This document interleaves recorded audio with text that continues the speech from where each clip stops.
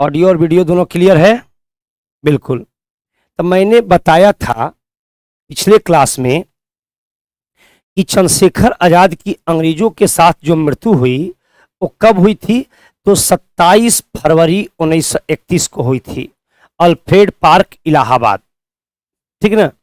तो जब अंग्रेजों के साथ चंद्रशेखर आजाद की मृत्यु हो गई, लिख सकते हैं चंद्रशेखर आजाद की मृत्यु। जब चंद्रशेखर आजाद की मृत्यु हो गई तो उस समय हिंदुस्तान सोशलिस्ट रिपब्लिकन एसोसिएशन के अध्यक्ष किसे बनाया गया? अब भगत सिंह तो जेल में थे, इनकी मृत्यु हो गई थी, तो हिंदुस्तान सोशलिस्ट रिपब्लिकन एसोसिएशन के अध्यक्ष यशपाल को बनाया गया था। किसको? यशपाल को। किस पार्टी को? हिंदुस्तान सोशलिस्ट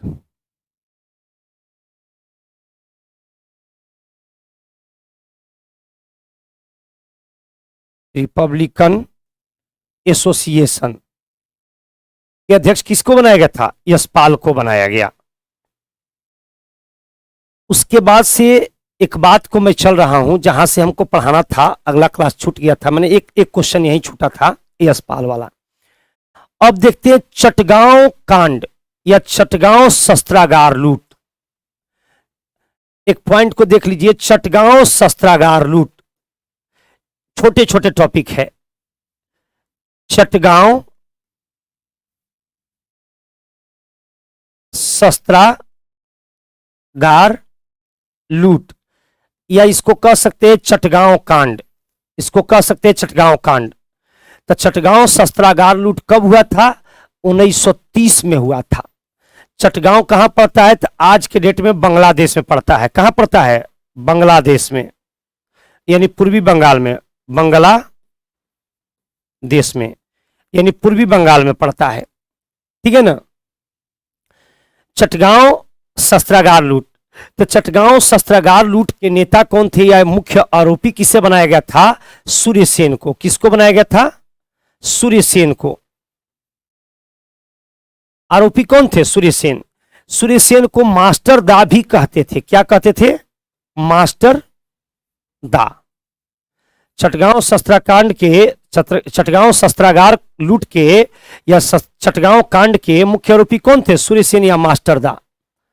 ये लाइन क्लियर हो गया? इसके आगे बढ़ते हैं तो मास्टर दा को पकड़ लिया गया और 1934 में इनको क्या कर दिया गया?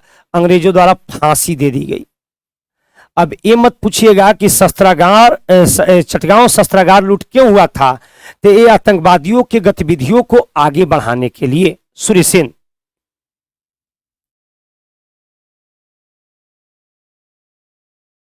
आगे बढ़ा जाए।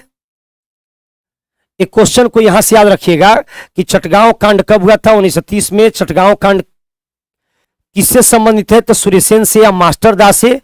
सूर्यसेन को फांसी कब दी गई थी? तो 1934 में दी गई थी। अगर बात करते हैं तो एक छोटे से टॉपिक पर अंग्रेजों ने पकड़ा। किसने पकड़ा? अंग्रेजों ने।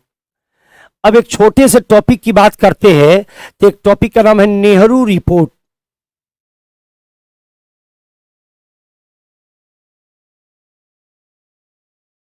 नेहरू रिपोर्ट कब आया था? नेहरू रिपोर्ट कब आया था?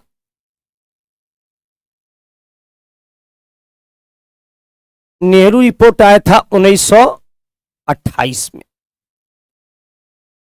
अब नेहरू रिपोर्ट में क्या था? तो कह सकते हैं कि अंग्रेजों द्वारा चुनौती दी गई थी कि आप लोग स्वतंत्रता की बात करते हैं, क्या आपके पास एबिलिटी है कि आप अपना संविधान बना सकते हैं? तो इसमें से यह जो दिया था, साइमन कमीशन का जो विरोध कर रहे थे, तो वही साइमन कमीशन का जो सचिव था लॉर्ड बेकन हेड। कौन था जी? Lord bacon head. एक कौन था? साइमन कमीशन का सचिव। साइमन कमीशन का सचिव था। साइमन कमीशन का सचिव था लॉर्ड बेकनहेड, उसने भारतीयों को चुनौती दिया कि आपके पास क्षमता है कि आप अपना संविधान बना सकते हैं। इस क्षमता को लेकर जब चुनौती दिया तो ऐसी परिस्थिति में इस चुनौती को किसने स्वीकार किया? मोतीलाल नेहरू।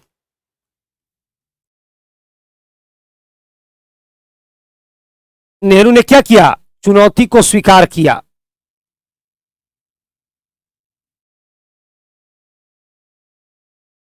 चुनौती को स्वीकार किया और मोतीलाल नेहरू ने चुनौती को स्वीकार किया। आवाज तो यहां से जा रहा है बाबू।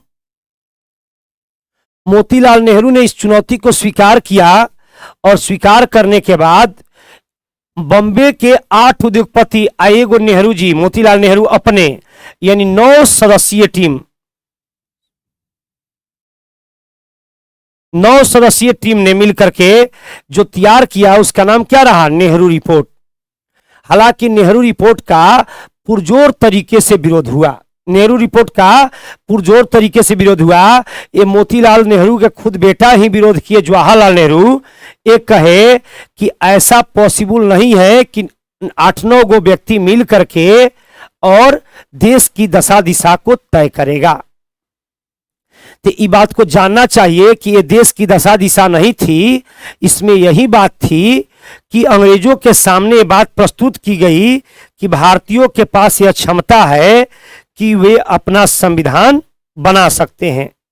इस रिपोर्ट में पूर्ण स्वराज की मांग की गई थी। क्या किया गया था जी? पूर्ण स्वराज की मांग पहली बार इसी रिपोर्ट में की गई थी। नेहरू रिपोर्ट में, यानी कह सकते हैं कि डोमिनियन स्टेट की मांग की गई थी। ये नहीं कि आप हमको स्वतंत्र कर दीजिए और जैसे आज ऑस्ट्रेलिया है वैसे गुलाम रखिए। आज भी आप लोग को जानना चाहिए कि ऑस्ट्रेलिया के सुप्रीम पावर जो राजा है वो कौन है? ब्रिटेन की महारानी थी। अभी जो वहां के राजकुमार है वो है। तो पूर्ण स्वराज की कुल मांग किए थे। पूर्ण स्वराज की मांग किसने किया था? तो सबसे पहली बार इन्हों इसी रिपोर्ट में कहा गया था। आगे चल करके लाहौर अधिवेशन हुआ, उसमें पूर्ण स्वराज की मांग की गई। अगला पॉइंट है लाहौर अधिवेशन।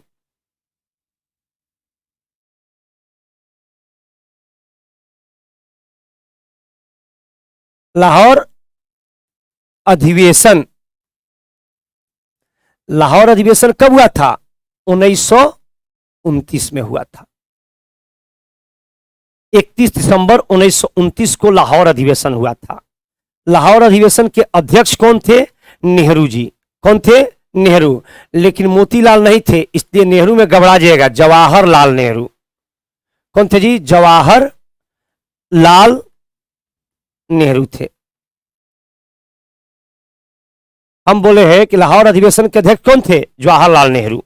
1929 में हुआ था। मोतीलाल नेहरू से बहुत ज्यादा क्वेश्चन नहीं आता है। मोतीलाल नेहरू से एक ही क्वेश्चन आता है, नेहरू रिपोर्ट। उसके अलावा जितना क्वेश्चन नेहरू शब्द आएगा तो मान के चलिए कि वो सब के सब आएगा जवाहरलाल नेहरू से। तो लाहौर अधिवेशन 1929 में हुआ था, दिसंबर 1929 में। तो ये लोग जब भी करते थे अधिवेशन तो 25 दिसंबर के बाद करते थे। और आप लोग को देखिएगा कि तुरंत बाद क्या हो जाता है कि तुरंत बाद 1 जनवरी आ जाता है। 31 दिसंबर 1929 को हुआ था, तो अगला दिन क्या हो गया? 1 जनवरी। तो 1 जनवरी मतलब हैप्पी न्यू ईयर, यानी नया साल। इसीलिए बाल गंगाधर तिलक कहे थे कि कांग्रेस में अधिकाधिक लोग वकील थे। तो कांग्रेस लोग एक बाल गंगाधर तिलक कहे थे कि कांग्रेस अधिवेशन जो है यह शिक्षित भारतीयों का वार्षिक मेला है। क्या है जी? शिक्षित भारतीयों का वार्षिक मेला है। किसने कहा था? बाल गंगाधर तिलक। और एक बात कहे थे कि मेढक की तरह एक दिन साल में टर टर करने से देश स्वतंत्र नहीं होगा, इसलिए इसके लिए स्ट्रेटजी पर काम करना पड़ेगा। क्योंकि ये लोग क्या थे? गरम दल के नेता थे, लाल बाल पाल। तो बड़ा विरोध करते थे, कटाक्ष बोलते थे। तो लाहौर अधिवेशन कब हुआ था? 1929 में। ये लगभग 1 महीने तक चला था। कितने दिन तक? लगभग 1 माह तक। तो इस लाहौर अधिवेशन में 26 जनवरी 1930 को रावी नदी के तट पर, किस नदी, रावी नदी के तट पर क्रांतिकारियों ने शपथ ली कि आज से हम लोग गुलाम नहीं रहेंगे, आज से हम लोग गुलाम नहीं रहेंगे। तो क्या हुआ कि यहां पर दो बातें की गई, एक तो किया गया पूर्ण स्वराज की मांग, स्वराज, पूर्ण स्वराज,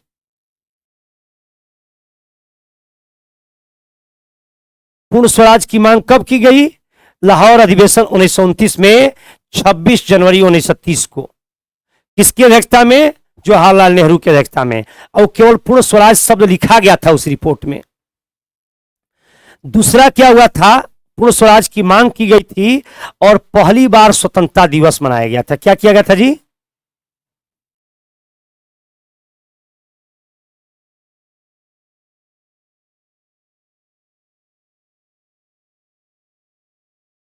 पहली बार स्वतंत्रता दिवस मनाया गया था। तो क्वेश्चन यदि पूछ दे कि पहली बार स्वतंत्रता दिवस कब मनाया गया था, L9 का PDF नहीं है, पता नहीं क्या बोल रहे हैं, L9 मतलब क्या होता है, पहली बार स्वतंत्रता दिवस कब मनाया गया था, तो 26 जनवरी 1930 को। इसीलिए देखिएगा कि हमारा संविधान बनकर कब तैयार हो गया था, 26 नवंबर 1949 को। लागू कब हुआ था, 26 जनवरी 1950 को। तो हमारे संविधान को लागू करने में 2 महीने का लेट क्यों किया गया, क्योंकि क्रांतिकारियों ने पूर्ण स्वराज की मांग की थी और पहली बार स्वतंत्रता दिवस मनाया था। तो यहां पर क्या हुआ, क्रांतिकारियों ने शपथ ली कि आज से हम लोग गुलाम नहीं रहेंगे। परिणाम क्या हुआ कि अनंत माताओं के गोद सूने हो गए, अनंत औरतों के सुहाग भरे सिंदूर उजड़ गए और अनंत बहनों के भाई इस स्वतंत्रता के बलि वेदी पर चढ़कर अमर गति को प्राप्त हुए। परिवार इस पवित्र की अग्नि में जल के भस्मासत हो गए। अतः क्रांतिकारियों के शहादत, त्याग, बलिदान, घोषणा जो भी कह लीजिए, यादगार बनाने के लिए 2 महीने का लेट किया गया। अब समझ गए ना, इसीलिए 2 महीने लेट से हमारे यहां लागू हुआ। ये लाइन क्लियर हो गया। एक और पॉइंट पर चलते हैं।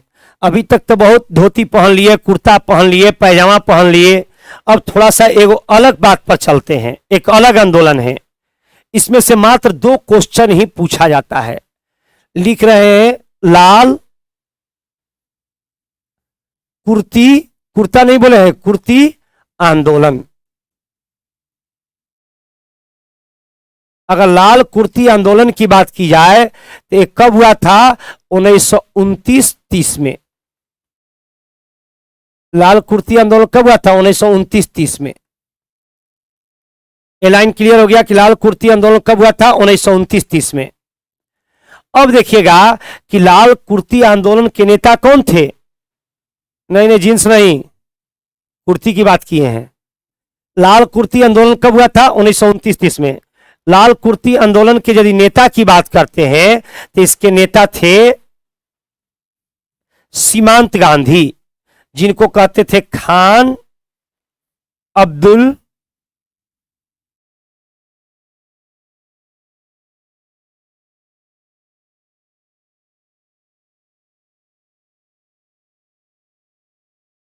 इनका एक उपनाम क्या था, सीमांत गांधी। ये भारत के उत्तर पश्चिम इलाके के नेता थे। किस इलाके के थे जी, भारत के उत्तर पश्चिम इलाके के नेता थे। अब जब गांधी आ गया तो मत पूछिएगा कि लाल कुर्ती आंदोलन में क्या हुआ था, तो लोग लाल लाल शर्ट पहन के विरोध किया था। हालांकि एक भी उसमें मर्डर थोड़े होने वाला है, गांधी तो ऐसे ही अहिंसा के पुजारी थे। कोई दिक्कत, लाल कुर्ती आंदोलन, खान अब्दुल गफ्फार खान। अगले पॉइंट पर चलते हैं, अगले पॉइंट पर चलते हैं। तो अगला पॉइंट क्या है जी, प्रांतीय चुनाव। भारत में प्रांतीय चुनाव कब हुआ था, उत्तर पश्चिम जी। भारत में प्रांतीय चुनाव कब हुआ था, प्रांतीय चुनाव। यदि भारत में प्रांतीय चुनाव की बात करते हैं तो 1937 में हुआ था। भारत में प्रांतीय चुनाव कब हुआ था? 1937 में हुआ था। तब प्रांतीय चुनाव कुल भारत के, उस समय का भारत कौन कौन था? अगर भारत बोले तो हम लिख दे रहे हैं भारत बराबर आज का भारत, आज का पाकिस्तान और आज का अफगानिस्तान।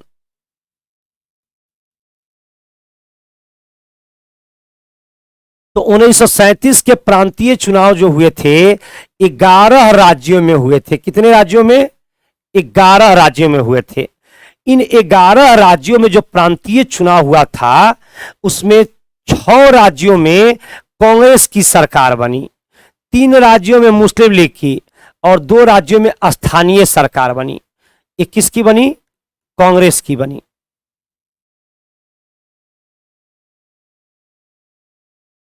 मुस्लिम लीग की बनी 3 राज्यों में और 2 स्थानीय। आगे चल करके 2 में से एगो कांग्रेस ही ले लिया, तो कांग्रेस बढ़त ले लिया 6 + 1 यानी 7 राज्यों में चुनाव सरकार बना पाया। कांग्रेस 6 राज्य तो था ही, एक राज्य यहां पर भी ले लिया, तो कितने राज्यों में सरकार बनाया? 7 राज्यों में। तो बोला अंग्रेज फूट डालो और शासन करो के अंतर्गत, फूट डालो और शासन करो के अंतर्गत अंग्रेज बोला कि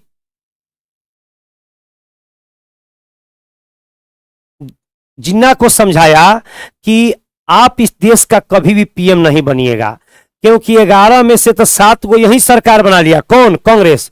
तो आप तीन गो राज्य में सरकार बना लीजिएगा तो आपके मेजोरिटी कहाँ है? आपकी मेजोरिटी कम है, तो कुल मिलाकर के आप इस देश का कहीं पीएम नहीं बनिएगा। तो करिए क्या? आप भी अलग देश की मांग कर डालिए, आप भी अलग देश की मांग कर डालिए। ठीक है ना? तो यहां पर कांग्रेस 6 राज्यों में सरकार बनाई। वो 6 राज्य कौन कौन थे? तो कह सकते हैं कि संयुक्त प्रांत, कलम का चेंज कर लें, संयुक्त प्रांत, संयुक्त संयुक्त प्रांत। संयुक्त प्रांत मतलब आज के डेट का यूपी हो गया बाबू। उसके बाद से कह लेते हैं बिहार, उसके बाद से उड़ीसा, ओडिशा या उड़ीसा जो भी कहिए, उसके बाद से मध्य प्रदेश, मध्य प्रदेश। 4 गो हो गए ना। अब 2 गो छूट रहे हैं, 2 गो का नाम आप लोग बता दीजिए। एगो रख देते हैं बंबई, बंबई। तो दूसरा नाम इसको क्यों छोड़े? मद्रास। यहां पर जो 6 राज्यों में बना सरकार, यह किसकी बनी? कांग्रेस की बनी। मुस्लिम लीग की कहां बनी? सिंध, सिंध प्रांत में किसकी बनी? मुस्लिम लीग की बनी। पंजाब प्रांत में किसकी बनी? मुस्लिम लीग की बनी। और बंगाल प्रांत में किसकी बनी? तो मुस्लिम लीग की बनी। तो 6 3 9 हो गया और 2 प्रांत बचे। कितने प्रांत? 2 प्रांत। तो 2 प्रांत में एक असम रहे, एक पश्चिमोत्तर प्रांत रहे। कौन कौन रहे? तो 2 प्रांत में एक प्रांत रहा पश्चिमोत्तर, जो आज के डेट में पाकिस्तान में पड़ता है। पश्चिमोत्तर प्रांत यानी अफगानिस्तान पाकिस्तान का बॉर्डर, एक असम।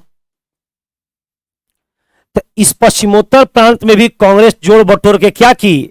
अपन कर ली। तो 6 1 7 राज्यों में बनाई। तो यही बोला कि देखो बाबू जिन्ना, तू इस देश का कभी भी पीएम नहीं बनने देगा ये नेहरू, इसलिए तुम क्या करो? अलग देश की मांग कर डालो। तो यही था प्रांतीय चुनाव की स्ट्रेटजी रिपोर्ट। अब एक और घटना कहते हैं, एक और घटना कहते हैं। इसके आगे यदि बात किया जाए, इसके आगे बात किया जाए, वेस्ट बंगाल उस समय नहीं ना था बाबू, उस समय बंगाल था दोस्त, वेस्ट बंगाल नहीं था। पूरा बंगाल जो था ना, वो पूर्वी बंगाल, बांग्लादेश भी आज जो है ना वो बंगाल ही था।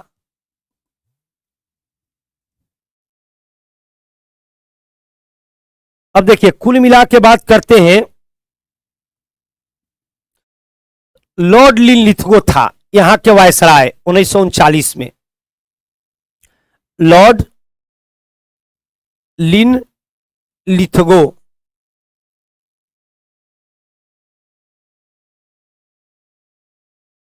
ये घटना बता रहे हैं अक्टूबर 1939 की, ठीक है ना। तो यहां पर क्या हुआ, यहां पर यदि बात करते हैं कि जैसे ही एक अलग लाइन से बात करते हैं, जैसे ही 1 सितंबर 1939 को जर्मनी ने पोलैंड पर अटैक कर दिया, उसी समय से सेकेंड वर्ल्ड वार की शुरुआत हो गई। जर्मनी ने पोलैंड पर आक्रमण कर दिया तो क्या हो गया, द्वितीय विश्व युद्ध की शुरुआत हो गई। जैसे ही जर्मनी ने पोलैंड पर आक्रमण कर दिया तो द्वितीय विश्व युद्ध की शुरुआत हो गई। एकदम तो साफ लिख रहे हैं दोस्त, अब इससे अच्छा राइटिंग मेरे को नहीं बनता है, ठीक है ना। हाँ, हिटलर ने।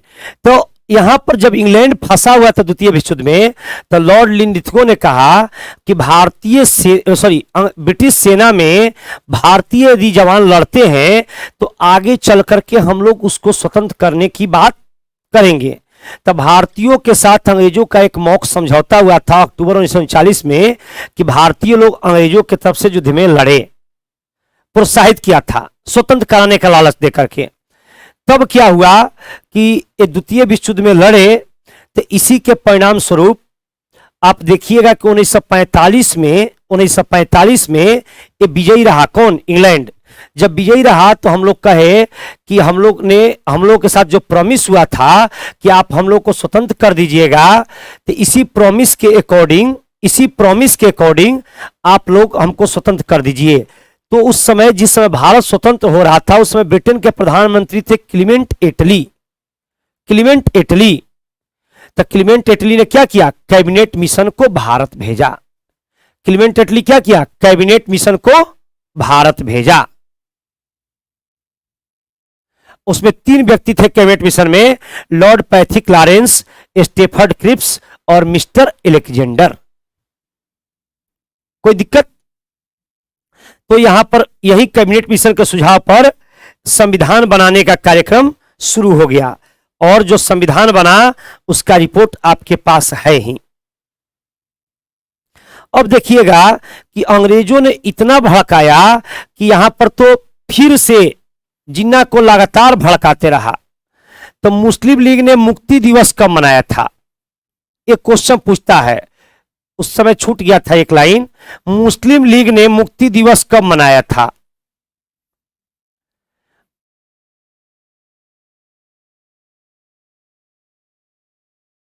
मुक्ति दिवस, मुस्लिम लीग द्वारा मुक्ति दिवस कब मनाया गया था। यदि बात करते हैं मुस्लिम लीग द्वारा मुक्ति दिवस की, तो यह मनाया गया था 22 दिसंबर 1939 को। कब मनाया गया था, 22 दिसंबर 1939 को।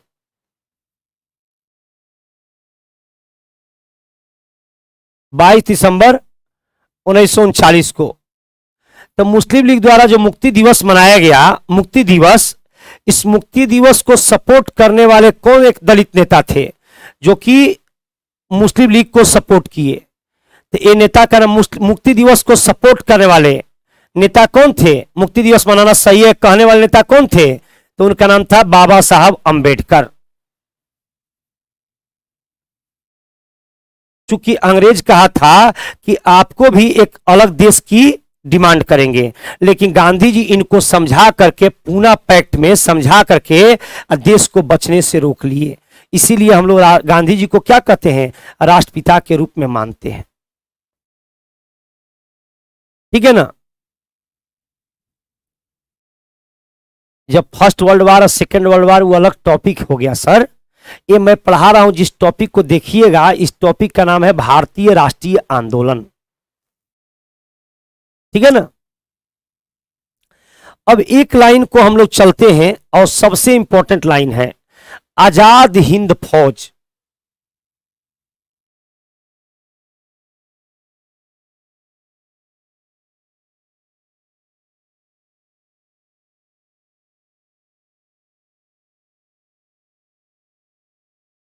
आजाद हिंद फौज की बात करते हैं तो आजाद हिंद फौज का गठन कब हुआ था? 1942 में हुआ था। संस्थापक कौन थे?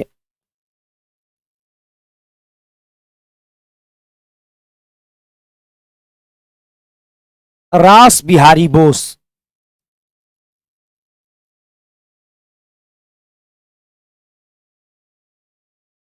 आजाद हिंद फौज का विचार किसके दिमाग में आया? कैप्टन मोहन सिंह।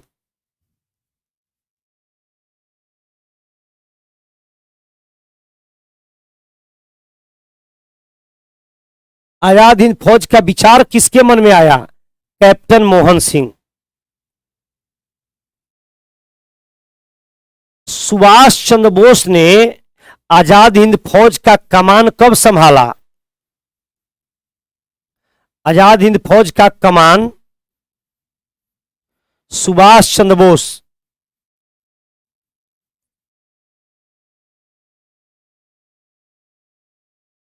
बोस ने कब संभाला? आजाद हिंद फौज का कमान सुभाष चंद्र बोस ने 1943 में संभाला। कहां से? सिंगापुर से।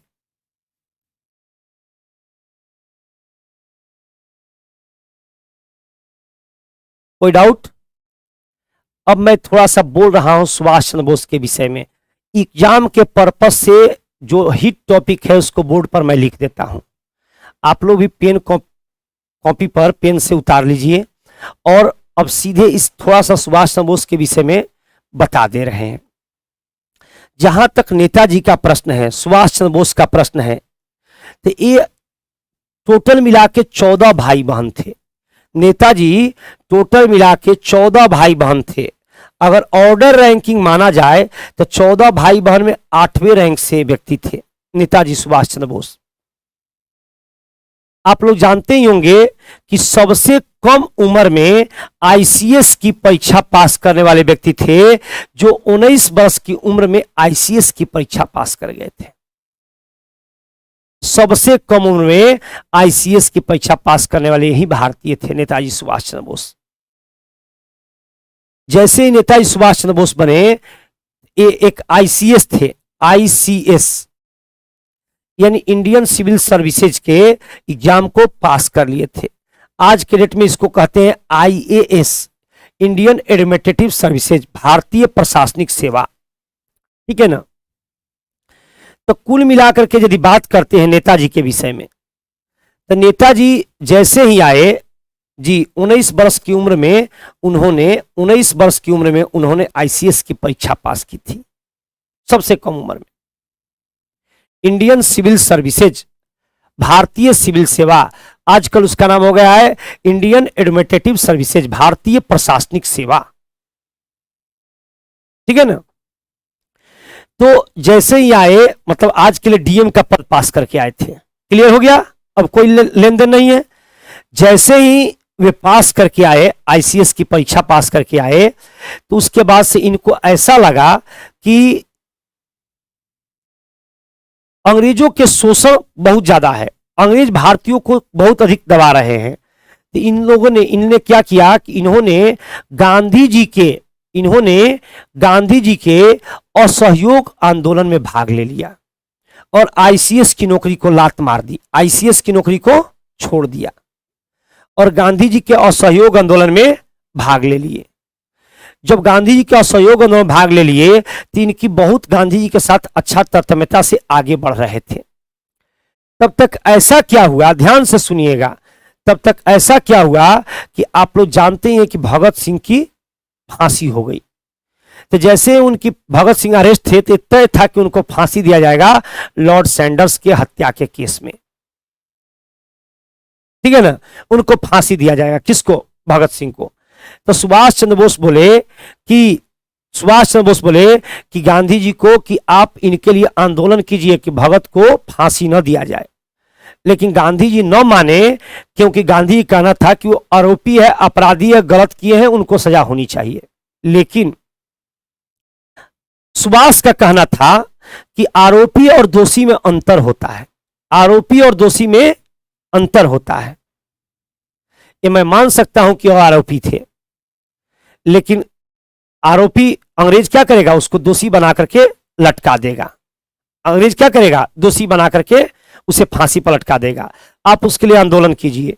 तो बोले गांधी जी उसके लिए नहीं माने। कुछ लोग ऐसा भी मानते हैं, कि उस समय भगत सिंह की कद इतनी बढ़ रही थी कि गांधी जी उसे जलन करने लगे थे। हालांकि ये बात सही नहीं है, जो भी है।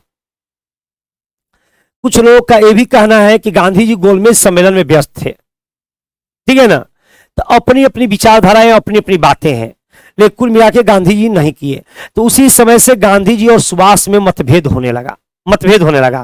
मतभेद इतना बढ़ गया कि 1938 में, कब जी, 1938 में, 1938 में ये क्या किए, और 1939 में 2 बार कांग्रेस के अध्यक्ष पद को जीते, जो मैं पढ़ा चुका हूं पिछले, आपके पास इसका पीडीएफ होगा। तो मैं पढ़ा चुका हूं कि 1938 में और 1939 में एक कांग्रेस के अध्यक्ष पद को जीते, त्रिपुरी और हरिपुरा, ये दोनों अध्यक्ष पद को जीते। हालांकि 1939 में गांधी जी सुभाष के अगेंस्ट में पटाभी सीतारामैया को खड़ा कराए थे। पटाभी सीतारामैया को खड़ा कराए थे। पटाभी सीतारामैया को खड़ा कराए थे और बोले थे कि पटाभी सीतारामैया की हार मेरी हार है। पटाभी सीतारामैया की हार मेरी हार है। तो सुभाष चंद्र बोस गांधी जी से इतना प्रभावित थे कि गांधी जी को हारने नहीं देखना चाहते थे। तो उन्होंने कहा कि बापू आपकी हार मुझे स्वीकार नहीं है। इतना सुभाष चंद्र बोस का पॉपुलैरिटी था कि गांधी जी कहने के बाद भी कांग्रेस में ही इन्होंने जीत लिया था। तो बाबू आपकी हार मुझे स्वीकार नहीं है, बापू आपकी हार मुझे स्वीकार नहीं है। तो उन्होंने क्या किया, अध्यक्ष पद से त्यागपत्र दे दिए। जैसे ही त्यागपत्र दे दिए तो पद खाली हो गया।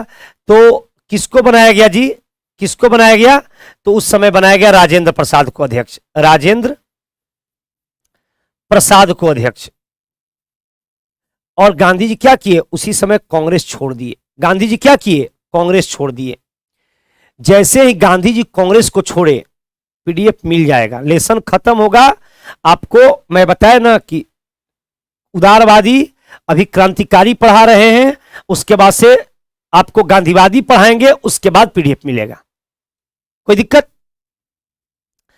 तो इन्होंने क्या किया कि 1940 में फॉरवर्ड ब्लॉक पार्टी की स्थापना की। फॉरवर्ड ब्लॉक पार्टी की स्थापना की, ध्यान से सुनिएगा। जब फॉरवर्ड ब्लॉक पार्टी की स्थापना किए तो और दुगना जोर से लग गए। तो जिस तरह से बिहार का शोक बोलते हैं ना कोसी को, उसी तरह से बंगाल का शोक दामोदर नदी है। दामोदर में भयंकर बाढ़ आया था। दामोदर में भयंकर बाढ़ आया था। उस बाढ़ में नेताजी एक बचाव कार्य चला रहे थे। तो किसी महल वाला का घर नहीं दहता है, ज्यादातर बाढ़ में ना झुग्गी झोपड़ी ही दहती है, गरीब लोगों का घर दहता है। तो जैसे ही बचा रहे थे तो उसमें एक 16-17 वर्ष की युवती को बचाए थे। जब 16-17 वर्ष की युवती को बचाए थे तो युवती पूछी कि मेरे को कौन बचाया। तो लोग बोले कि आपको सुभाष चंद्र बोस खुद अपने हाथों से बचाए हैं। वह युवती उनसे मिलने की इच्छा जाहिर की, लेकिन लोग बोला कि चलो बहुत लोग को बचाए हैं, चलो जाओ। लेकिन वो लड़की मानी नहीं, वहां पर गई मिलने के लिए। जैसे ही मिली सुभाष चंद्र बोस को तो जोर से एक थप्पड़ मारिया, मार के रोने लगी। उसने 2 शब्द कहा, आपने मुझे बचाया क्यों। और दूसरा बात ये बोली कि मेरा पूरा परिवार मर चुका, इस अकेले लड़की को इस समाज में जीवन जीने का हक नहीं है। तो कहा कि अभी आपका भाई जिंदा है, अभी आपका भाई जिंदा है, आप अकेली कैसे हैं। तो उसको सुभाष चंद्र बोस कहां ले गए, उसको लेके चले गए अपने घर। और उस लड़की की शादी एक आईसीएस अधिकारी से किए। किससे किए जी, एक आईसीएस अधिकारी से किए। जब अंग्रेज, ध्यान दीजिएगा, जब अंग्रेज सुभाष चंद्र बोस को नजरबंद किया था तो उसी आईसीएस को सुरक्षा के जिम्मा दिया था, जो उसका बहनोई था, बहन का पति, उसी को जिम्मा दिया था। जैसे ही जिम्मा दिया था उसके बहनोई को, तो जब वो निकल के जाने लगे, रात को भागने लगे, जब वे रात को निकल के भागने लगे तब क्या हुआ कि उसी समय वह कहा कि रुक जाओ, लेकिन वो एक भी नहीं सुने, आगे बढ़ते गए, आगे बढ़ते गए, आगे बढ़ते गए। लेकिन जब उसने कहा गोली मार देंगे तो देखे कि बोले कि तुमको जो करना हो वो कर लो, लेकिन मैं रुकने वाला नहीं हूं, रुकने वाला नहीं हूं।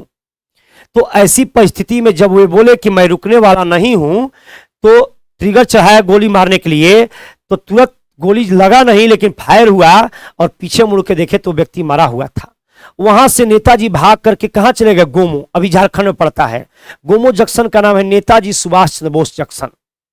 वहां से गोमो चले गए, गोमो से दिल्ली गए, दिल्ली से पंजाब के रास्ते, अफगानिस्तान के रास्ते वे जर्मनी को पहुंचे। कहां पहुंचे? जर्मनी। और जर्मनी पहुंच के हिटलर से मुलाकात किए और फिर जर्मनी से सिंगापुर पहुंच करके और उन्होंने आजाद हिंद फौज के कमान को लिया।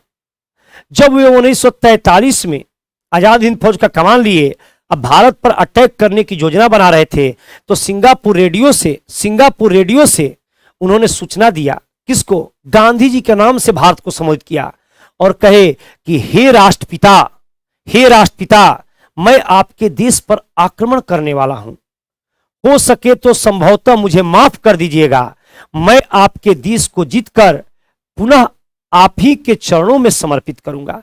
यह बात किसने कहा था? सुभाष चंद्र बोस ने। यानी गांधी जी को राष्ट्रपिता की उपाधि किसने दी थी? सुभाष चंद्र बोस। गांधी जी को राष्ट्रपिता की उपाधि किसने दी थी? सुभाष चंद्र बोस। कोई डाउट? उसके बाद से उन्होंने 3 ब्रिगेडियर बनाए। क्वेश्चन आता है, जैसे कि आपको देखिए कि एक बनाए थे नेहरू ब्रिगेडियर, एक बनाए थे गांधी ब्रिगेडियर और एक बनाए थे रानी लक्ष्मीबाई ब्रिगेडियर। तो महिलाओं की जो ब्रिगेडियर थी उसका नाम क्या था? लक्ष्मीबाई ब्रिगेडियर। क्या नाम था जी? लक्ष्मीबाई ब्रिगेडियर।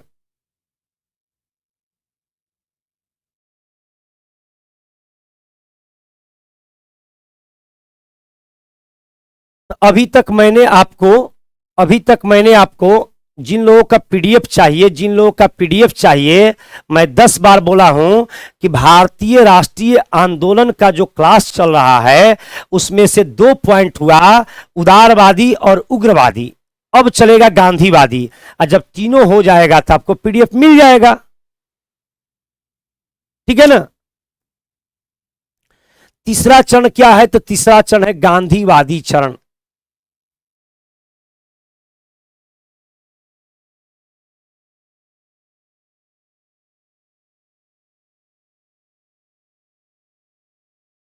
भारतीय राष्ट्रीय आंदोलन का तीसरा चरण क्या है? तो गांधीवादी चरण, ठीक है ना। अब गांधीवादी चरण चलते हैं तो सबसे पहले गांधीवादी की बात आती है तो महात्मा गांधी को देखना पड़ेगा। तो इसमें गांधीवादी चरण आ गया तो यहां पर महात्मा गांधी का नाम लिखना तो जरूरी है।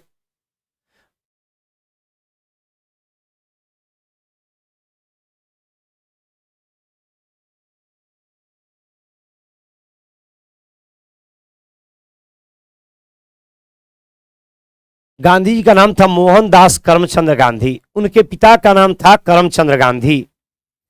यदि बात करते हैं तो इनका जन्म हुआ था 2 अक्टूबर 1869 को। जन्म कब हुआ था?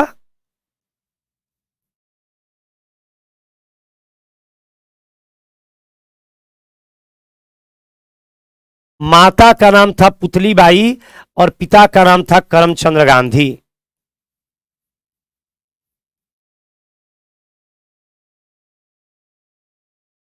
माता का नाम क्या था? पुतलीबाई।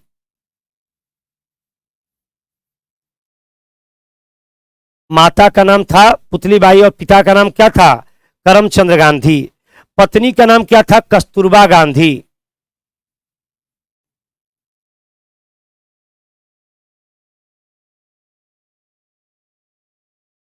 पत्नी का नाम क्या था?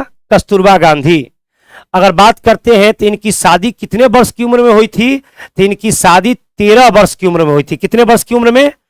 13 वर्ष के। अब ये मत पूछिएगा कि कस्तूरबा गांधी कितने वर्ष की थी, लगभग दोनों समान वर्ष के थे। लगभग दोनों कितने वर्ष के थे? दोनों समान वर्ष के थे।